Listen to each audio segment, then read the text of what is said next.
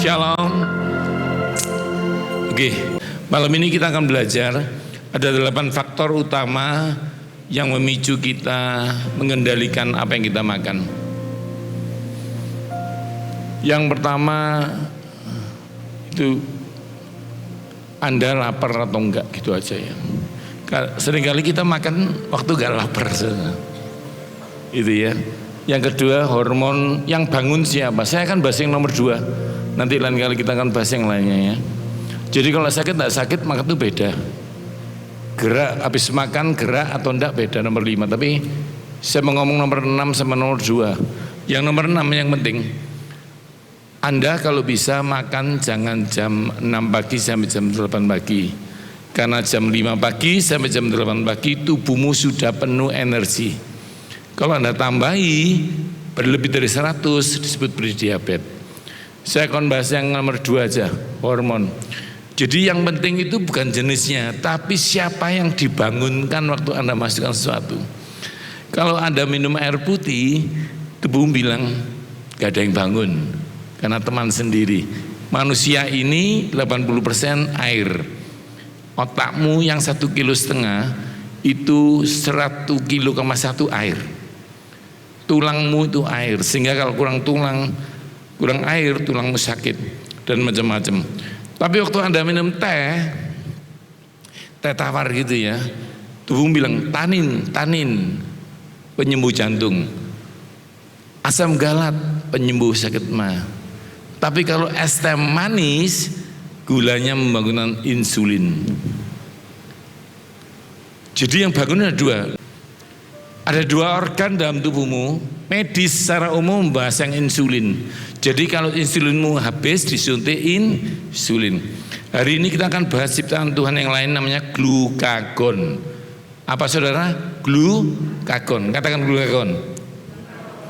Glukagon ini sepupunya insulin dalam satu bidang yang sama. Manusia punya ini ya, namanya pankreas di sini. Di sini ada 2 zat. Yang satu insulin, satu glukagon. Kalau yang bangun insulin pasti gemuk. Kalau yang bangun glukagon pasti langsing. Jadi saya mau ajari saudara makan yang bangunkan glukagon. Ini enggak dibahas di TikTok, enggak dibahas di YouTube. Ya, ini pelajaran khusus. Jadi industri makanan bilang harus sarapan. Yang benar jangan makan pagi. Semakin gak makan pagi tubuh marah, gerak kok gak makan, akhirnya dia ngambil deposito. Gini loh saudara, kalau Anda gajian rutin gak akan pernah ngambil deposito kan. Kalau Anda makan rutin dia gak akan ngambil lemak tubuhmu. Jadi kalau jam 6 pagi sampai jam 8 Anda gerak, cuci piring, ngajar, kuliah, menyembah Tuhan, apapun aktivitasmu, kalau tidak makan tubuh marah dan ngambil lemakmu. Sejauh ini yang mengerti katakan amin. Kalau makananmu membangunkan insulin, apa aja itu Pak? Dengarkan saya. Segala nasi, mau nasi putih sampai nasi goreng, dari nasi lupa berdoa sampai didoakan sama aja. Itu membangkitkan insulin. Mie, kue tio, sepupunya, bihun, tepung, roti, apapun itu termasuk susu. Jadi caranya gimana? Pak Yo gak boleh makan? Enggak, jangan digabung. Katakan jangan digabung.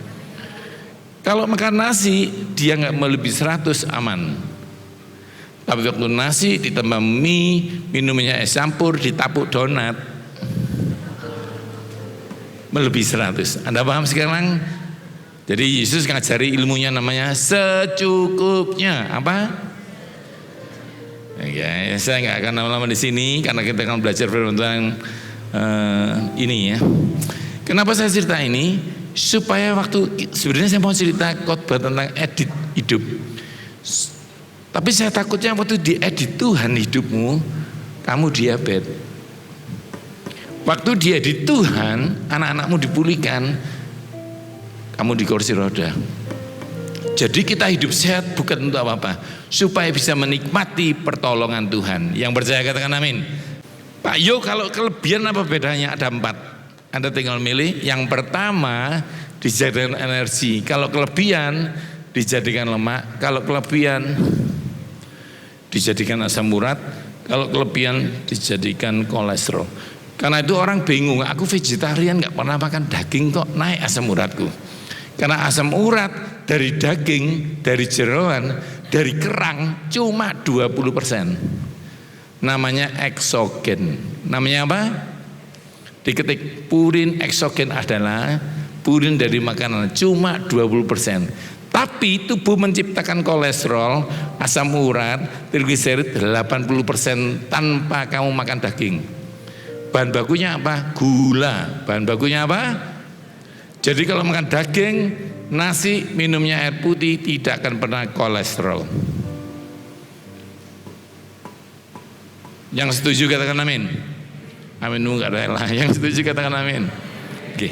Saya nggak mau berdebat di bidang itu ya. Pokoknya Anda ngerti, saya punya beban sebagai mentor memberi Anda sehat. Oke, sekarang Anda siap diberkati firman Tuhan? Beri tepuk tangan buat Tuhan kita. Oke, yang sore ini kita akan belajar ini tentang ini ya, edit. Ketika Tuhan mengedit cerita hidupmu, kalau Anda lihat gambarnya itu perjalanan dari Yusuf memimpi sampai Yusuf jadi raja. Saya akan tekankan di tengah-tengah sampai habis. Dengarkan ini sebentar. Tuhan adalah sutradara yang mengedit ulang cerita hidupmu. Yang percaya katakan amin. Yeremia 18 nanti Anda baca. Kalau bejana itu rusak, itu bahasa aslinya bukan rusak, hancur total. Dia punya kemampuan membuat itu menjadi bejana yang baru. Yang percaya katakan amin. Hari ini kalau kesehatan merusak total, Tuhan bisa mengedit kesehatanmu. Mau tepuk tangan buat Yesus kita. Bahkan anak-anakmu, bahkan sampai sahabat-sahabatmu. Kalau ada satu orang di tempat ini ketemu Tuhan, seisi rumahmu diedit Tuhan. Kita mulai dengan ini, adegan dramatis yang mendebarkan. Pertama kita mulai dengan seorang pemuda yang ndak audisi, tiba-tiba dikasih Tuhan mimpi. Jadi dia marah, Tuhan aku nak minta ngapain sampai susah begini. Yusuf baru mimpi dan menceritakan mimpinya. Ya gitu ya, pokoknya dia cerita kayak serah-serah minggu. Tapi yang mau saya tekankan, Anda lihat ini baik-baik. Mimpinya di sini. Nanti jadi rajanya di sini. Terlalu jauh. Ini saya akan bedah dari sisi yang lain ya. Sumur Sikem adalah tempat dia dibuang. Anda lihat gambarnya baik-baik.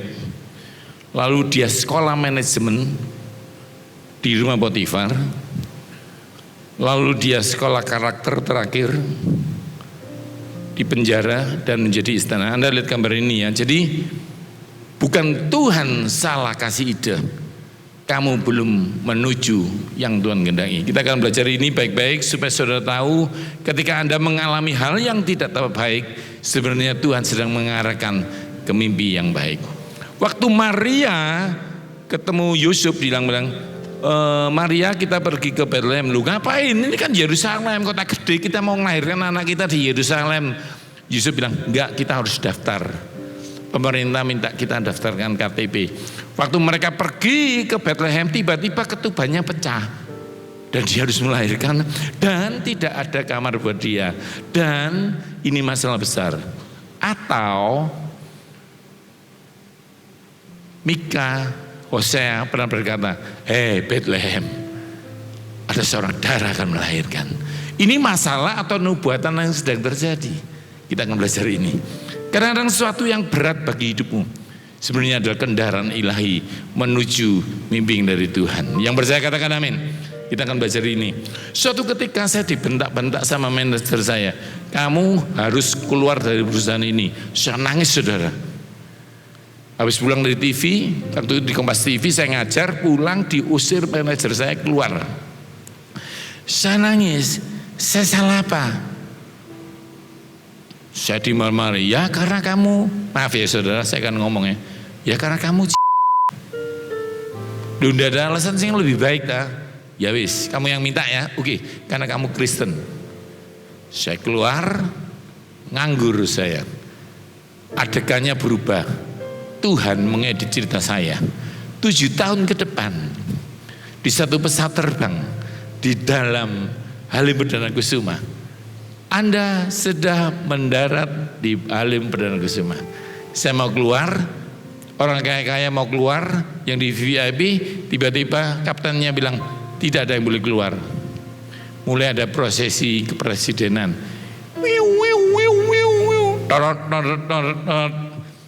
Masuk itu para pejabat dari militer, propam.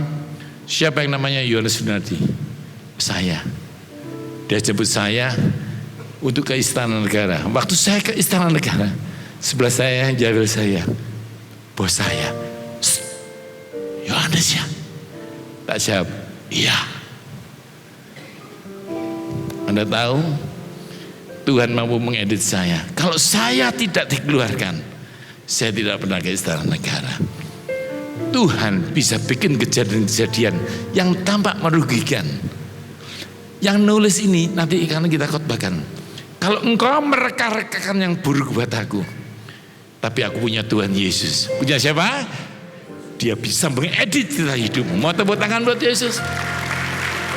Jangan takut. Saya ulang sebelum saya masuk sini. Tiba roh Tuhan mengajarkan saya. Ceritakan soal Abraham. Abraham pergi sama ponakannya Lot. Lot, kamu mau apa? Lot ini kurang ajar. Omnya bilang, Om, kamu yang jelek ya, Kanaan. Aku yang bagus, Sodom dan Gomora. Abraham bilang, oke. Kenapa? Abraham bodoh? Enggak. Karena dia tahu Tuhan tidak pernah berkati tanah. Tuhan berkati kakinya. Dimanapun dia pergi, tanah itu diberkati Tuhan. Saudara kasih tahu ya, Temanggung diberkati Tuhan. Karena kakimu tinggal di sini. Tepuk tangan dong yang meriah buat Tuhan. Ini kota. Saya tidak tahu Pak Petrus aslinya dari mana. Kalau kau ke sini, tempat ini diberkati Tuhan. Jemaatmu akan memberkati tempat ini. Kenapa? Tuhan memberkati anak Tuhan yang tinggal di tempat ini. Kita akan bahas lebih dalam. Tiba-tiba langsung ya masuk sumur, bajunya dirobek, baju kesayangannya ini. Saya ingat ya, saya jadi trainer nasional, tiba-tiba jadi pengajar di Istana Negara. Waktu baju trainer saya dilepas, saya kira saya mau nangis. Saya ingat baju trainer saya ada pangkat-pangkatnya, dilepas, dipecat, dikeluarkan. Saya baru tahu waktu saya di Istana Negara, Tuhan bilang, soalnya bajumu jelek dari surga, ada baju yang bagus buat kamu. Yusuf bajunya dirobek, ternyata Tuhan pandang, dari surga jelek Yusuf, aku punya jubah Perdana Menteri. Kadang-kadang kau bisa kehilangan yang baik, saudara, karena Tuhan punya yang terbaik dalam hidupmu. Yang mengerti katakan amin. Semangat, katakan sebelummu, semangat. Anda lihat bedanya? Bajunya itu maaf ya, di kota kecilnya Daud, di kotanya Yusuf keren, tapi di Mesir baju itu jelek. Tuhan membiarkan jubahnya diambil bukan karena ia setuju kejahatan, tapi karena jubah yang baik sudah Tuhan sediakan.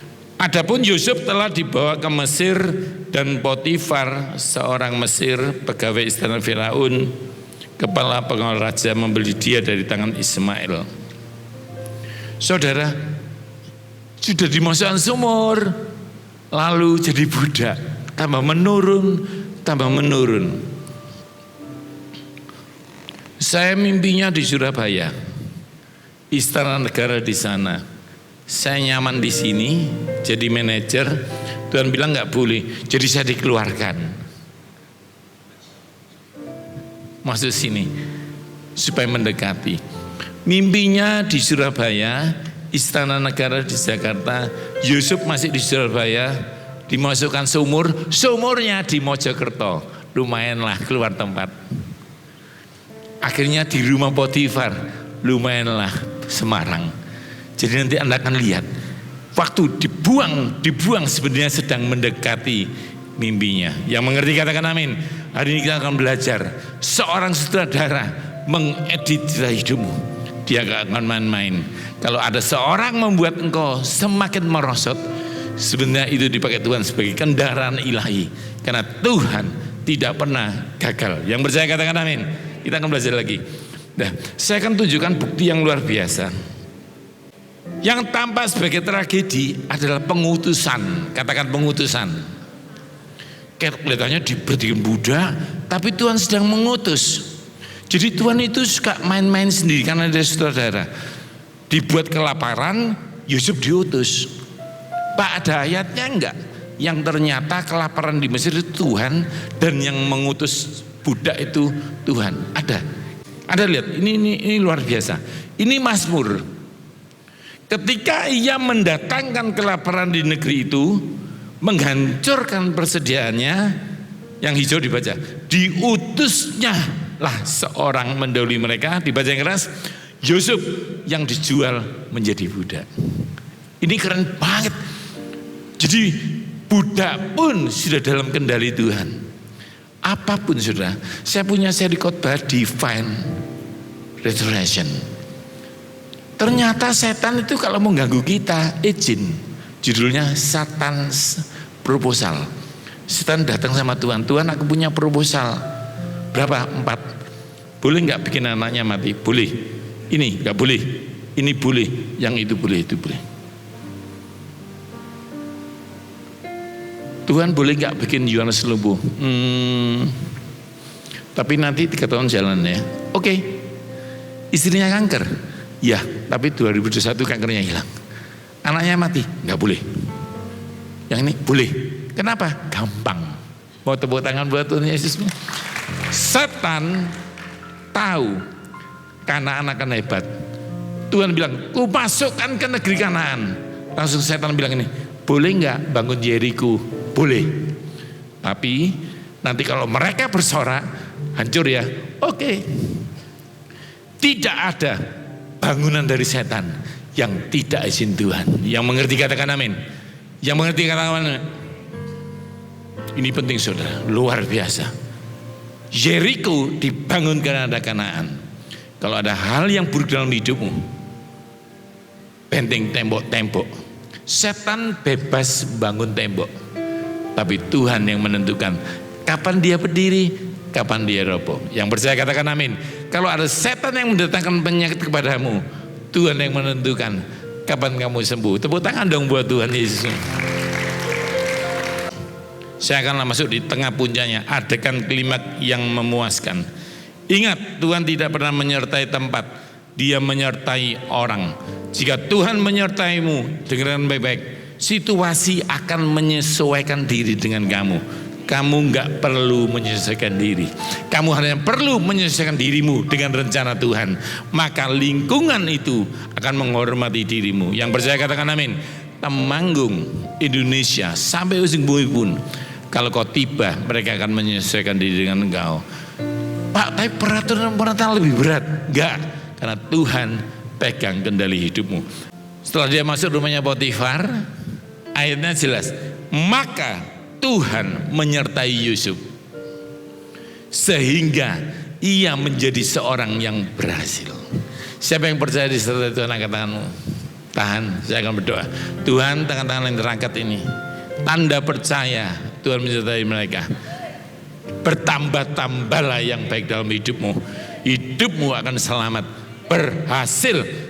Yang percaya dalam nama Yesus katakan amin. Beri tepuk tangan yang meriah buat Tuhan. Kenapa kamu berani masuk tahun 2026? Karena Tuhan besertaku. Kenapa kamu yakin anakmu diberkati? Karena Tuhan menyertaiku. Kan kamu bukan anakmu. Ya, satu orang disertai Tuhan, seisi rumah diberkati Tuhan. Jadi jangan tunggu anakmu bertobat. Jangan tunggu papamu sembuh. Kalau ada seorang anak muda hari ini ibadah, orang tuamu disembuhkan Tuhan. Bukan langsung istana, tapi Tuhan mulai dari skala kecil. Tuhan tidak langsung memberi tatah, Dia melatih sistem berpikir seorang pengelola. Ini yang paling penting ya. Rumah Potifar hanyalah skala manajemen, tapi setan takut.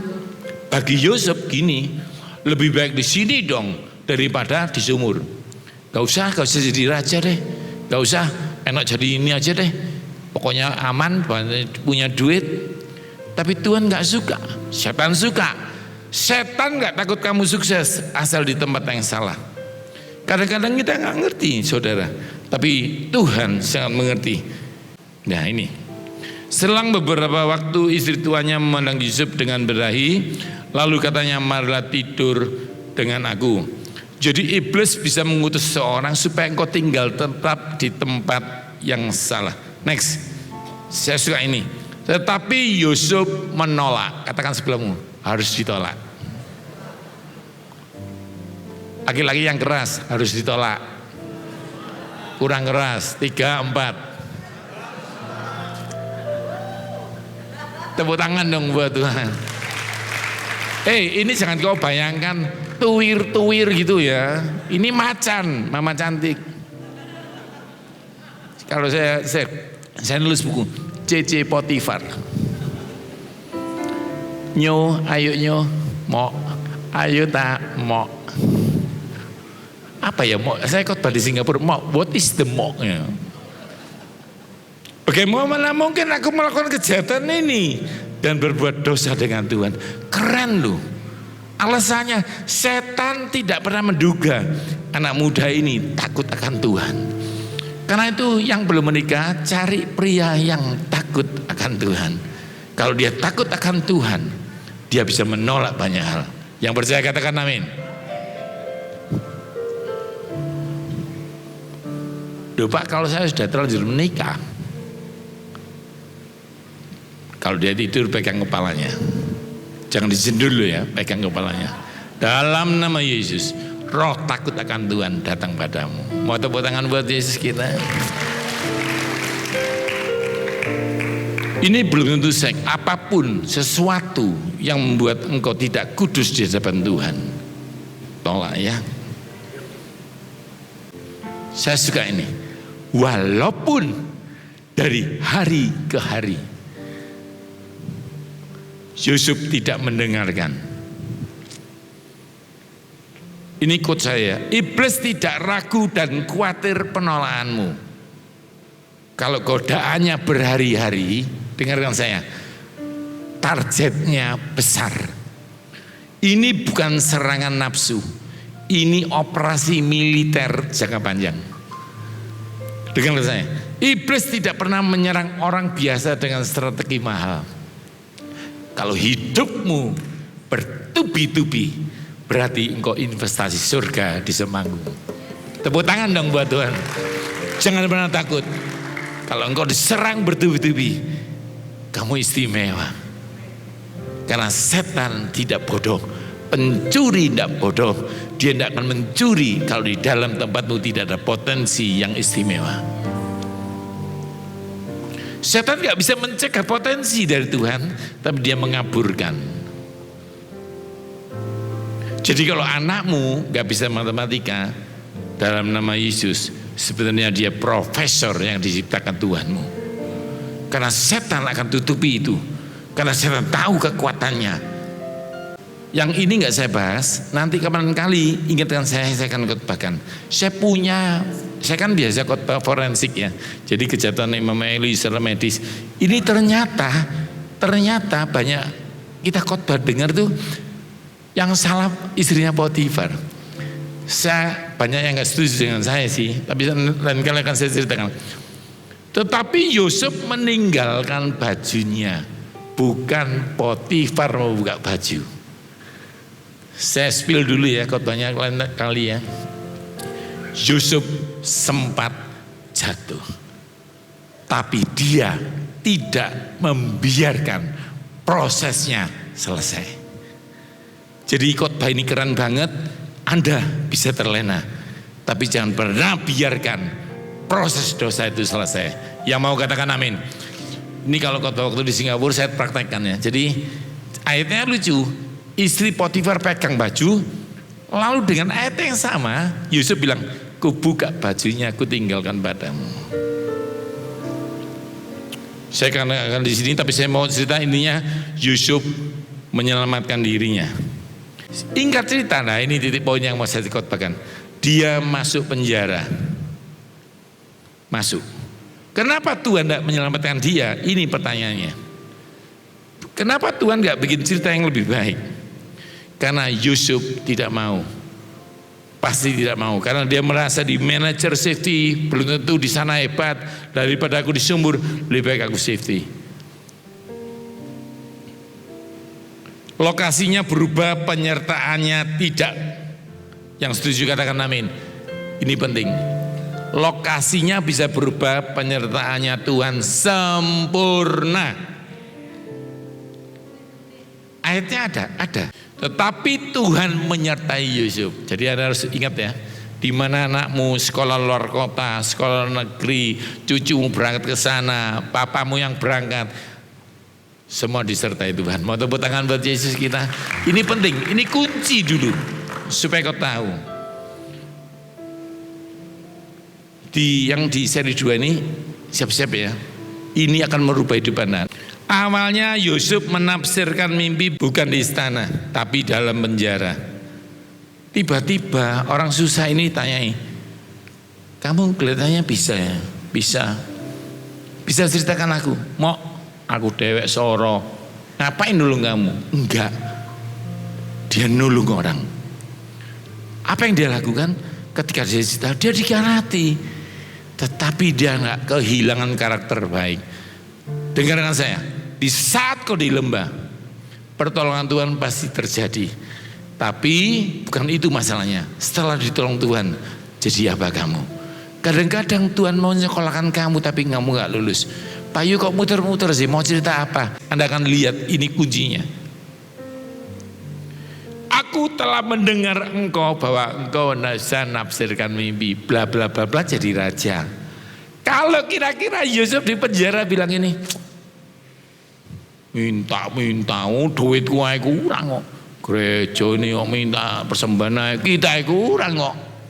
Dengarkan saya, di saat kau kekurangan, karaktermu tidak hilang, karakter anak Tuhan tidak hilang, itu menjadi kendaraan ilahi masa depan. Mau tepuk tangan buat Yesus kita. Ini keren banget, ini kunci keren banget. Kalau Yusuf egois, aku susah kok nulung, tapi dia cerita, dia tidak hilang karakternya. Maka berikutnya karakter itu dipakai oleh Firaun untuk manggil Yusuf. Bayangkan kalau Yusuf saat itu tidak menceritakan mimpinya, bagaimana Firaun mendengar. Sampai sini yang mengerti katakan amin. Sudah itu Firaun menanggalkan cincin meterainya dan jadi raja. Oke, ini saya nggak akan bahas lagi, ini agak dalam, yang intinya aja ya. Memang kamu telah mereka-rekakan yang jahat terhadap aku, tapi Tuhan telah mereka-rekakan untuk kebaikan. Yang percaya katakan amin. Ini kalau di bahasa aslinya, mereka-rekakan itu membuat ulang cerita, Yeremia. Anda lihat itu gambarnya siapa? Yusuf, istrinya, ini kuku-kukunya. Itu yang dua siapa? Anda bisa tebak, yang bisa tebak tak kasih buku. Ada dua orang berdiri itu siapa? Tak siapa itu daripada kasih buku. Potifar dan istrinya. Oh itu bulat, Potifar ini P. Saudara tak kasih tahu ya. Nanti kapan-kapan tak bukakan. Ada kitab khusus daripada di Mesir yang mencatat penemuan ini. Sampai diceritakan banyak hal ya. Tapi ini Tuhan kadang-kadang mengirim ulang kamu ke tempat orang-orang yang pernah menghina kamu, supaya di situ terlihat kamu bisa mengasihi Tuhan Anda, mengasihi mereka enggak. 14 tahun setelah saya dikeluarkan, 7 tahun saya di istana, 7 tahun berikutnya ini yang ketemu saya di pesawat itu bosnya, bukan yang ngusir, bosnya. Kenapa kamu keluar? Ternyata kamu di istana. Enggak sih, manajermu yang ngeluarkan aku. Enggak ngomong sih. 7 tahun dari itu di Surabaya, di satu mall besar, Pakuwon Mall. Kalau ada di Surabaya ada Pakuwon Mall gitu ya. Nah di situ ada saya, ada manajer artis, ada beberapa artis. Yohanes, kamu hari ini bertanggung jawab. Semua artis ini pelatihnya kamu yang cari. Enggak saya, enggak, kamu sudah naik jadi pimpinan, sekarang saya pelatih. Bagaimana cari pelatih? Kami sudah mengiklankan. Oke, kalau kamu senyum berarti diterima. Kalau kamu diem ditolak. Sehebat itu kuasa saya. Saya duduk, ada orang datang, saya bilang, enggak, ditolak. Suatu ketika manajer yang mengeluarkan saya tadi datang. Dia datang, saya emosi saudara, mau marah. Saya berdiri, istri saya pegang tangan saya. Pak pendeta, Pak pendeta, Pak. Jadi itu saya melayani Tuhan. Istri saya bilang, Pak pendeta loh Pak. Saya emosi saudara karena dia dikeluarkan, dikhianati. Dan saya diem, gak bisa ngomong, diem. Mungkin istri saya berdoa, si papa si kalawal doain terus saya gini, diem aja. Bosku langsung bilang, diterima. Duh, aku diem nih marah. Ya kamu diem berarti iya. Waktu dia diterima, saya ke toilet, saya kencing. Saya gitu aja mau nangis. Orang itu berlutut. Dia bilang, ternyata orang Kristen itu baik-baik. Buat tepuk tangan buat Yesus kita. Kalau saya nggak terima dia bilang, kalau bapak nggak terima saya, anakku mati kelaparan. Saya diingatkan memori, waktu saya dikeluarkan, Sean masih bayi. Tuhan mengembalikan itu memori. Tuhan, kenapa kau mengembalikan masa sakitku? Tuhan bilang, enggak, aku menunjukkan aku pembelamu. Yang diberkati Tuhan katakan amin. Mimpi Yusuf bukan salah, lokasinya yang belum tepat. Kadang-kadang lokasimu yang belum tepat. Karena itu harus cari Tuhan. Karena dalam Tuhan lokasimu jadi benar. Bayangkan ya, ini jaraknya kalau saya hitungkan jaraknya itu loh 1500 dari mimpi jadi raja. Bagaimana bisa jadi? Tuhan merubah itu semua dengan kejadian-kejadian yang tidak bisa dimengerti. Tapi intinya hari ini kita belajar Tuhan tidak pernah salah. Kalau engkau belum mengerti bukan berarti Tuhan salah. Sampai ketika saya masuk istana negara, Pak Yo bisa masuk istana ngajar kami. Di DPR saya ngajar. Baru saya nangis, Tuhan kok bisa? Kok bisa seorang Yohanes ini masuk istana? Sekarang sebelum saya tutup, Anda lihat garisnya itu. Dari mimpi jadi raja. Kan jaraknya jauh saudara. Supaya dekat dia harus dijadikan budak. Nah ini jaraknya lebih dekat saudara. Kurang dekat saudara. Next. Lebih dekat. Ingat ya, ini saya buatkan supaya saudara ngerti. Tapi masih ada jarak jauh. Dan dia setan mulai suka dia di sini supaya apa? Tidak pindah jadi raja. Ingat, kadang-kadang setan bisa buat kamu sukses asal bukan tempat versinya Tuhan. Ini lebih dekat. Rumah Potifar adalah miniatur, ya, mengatur aset, mengatur logistik, mengatur kepercayaan. Saudara, kalau misalnya saudara sekarang jadi manajer, anakmu dikirim ke Cina, mau toh? Tapi bisa bahasa Cina enggak? Nah, kadang-kadang Tuhan ngajari kita hari ini. Karena ada yang perlu dipelajari untuk menyiapkan rencana Tuhan dalam hidup kita. Ini akhirnya dia jadi raja. Mau tepuk tangan buat Yesus kita. Intinya apa? Tuhan tidak pernah gagal. Saya minta tim musik maju. Kita akan nyanyikan lagu ini. Saya akan berdoa buat Anda. Siapa yang mau didoakan, taruh tanganmu di dadamu. Kadang-kadang kita nggak bisa mengerti, saudara. Tapi Tuhan tidak perlu dimengerti, dipercaya.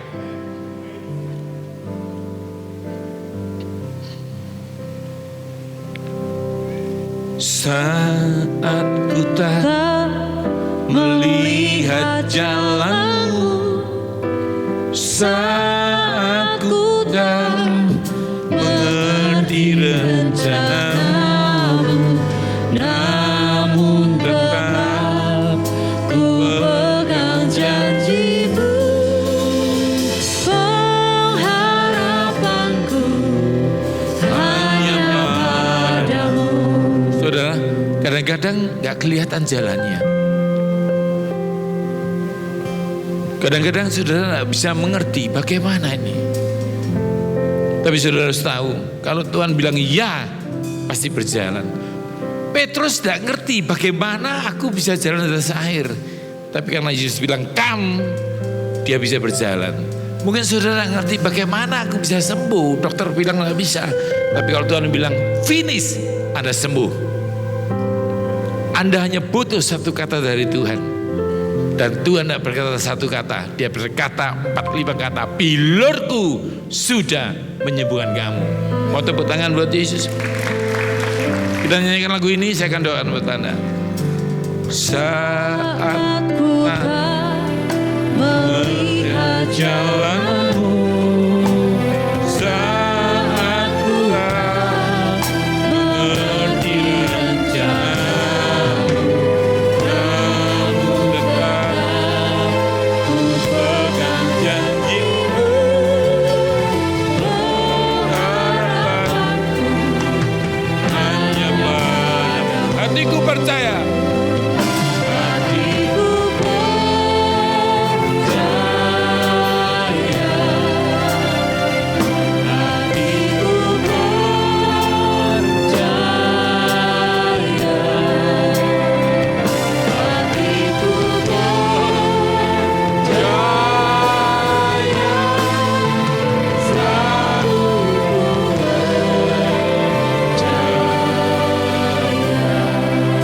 Tuhan, tangan-tangan yang di dada ini bertanda percaya.